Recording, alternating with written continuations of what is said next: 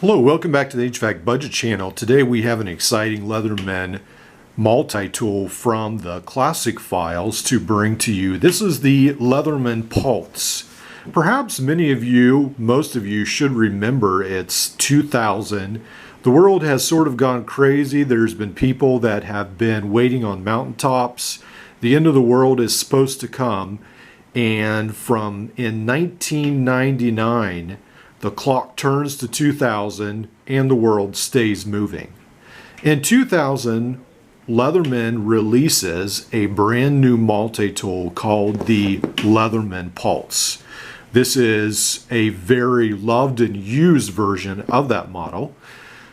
The Leatherman Pulse is going to be groundbreaking because it will take a lot of the implements, most if not all the implements of the PST2, and it's going to turn them into locking implements. Now, Leatherman in 1996 will upgrade the Leatherman PST to the Leatherman PST2. We'll add scissors and make several other changes in the tool set. So in 2000, the Leatherman Pulse comes out, and it will have these locking implements. Now, Leatherman has had some locking implements in the Crunch and also in the Super Tool. Once you open the tools will lock. But this will be one of the first times in its normal set of multi-tools that it will have a push button style of lock. So let's go ahead and look at the Leatherman Pulse and see its really good, fantastic characteristics. One of the first things we notice is that this is one of those models that will have USA still stamped all over it. It's going to have it on the plier head. It's going to have it on some of the implements as well. So this is before Leatherman had to take some of that marking off their tool. To look at the plier heads, one of the interesting things is we notice it looks like they have arrows here at the bottom for the hard wire cutter inserts.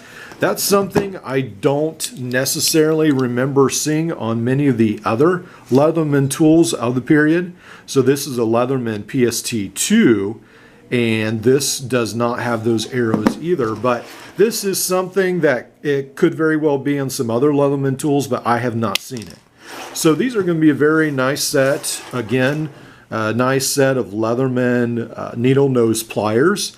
They're going to work really well. Again, this is an old, it's 21 years old, but it has been well used and well loved. So the pliers open just fantastic. Just very smooth operation, almost too smooth because now it's actually sort of opens up on its own a little bit. So let's look at the Pulse's tool set. One of the things we notice is this lock. Sort of a positive and negative thing about this lock is you have to engage it all the way to the other side before it unlocks, and that was a detriment. Some people considered that a detriment because it was a little bit hard to totally unlock. Again, this is going to be a well-loved, used Pulse. You cannot get these new anymore unless like in a collector's package, but they're not produced new anymore. Production was stopped, I believe, in 2004 on the Leatherman Pulse.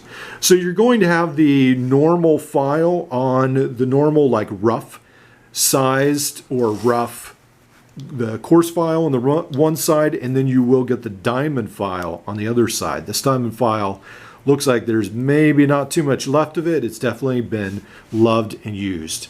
Then the next tool we find is it's going to be a micro driver. And when it's a micro driver, it is very, very, very small. This will be very nice, again, to get into some of those tight areas where normal screwdrivers just do not fit. And then you'll have a very nice Phillips. This is going to be a little bit different than some of Leatherman's other Phillips tools.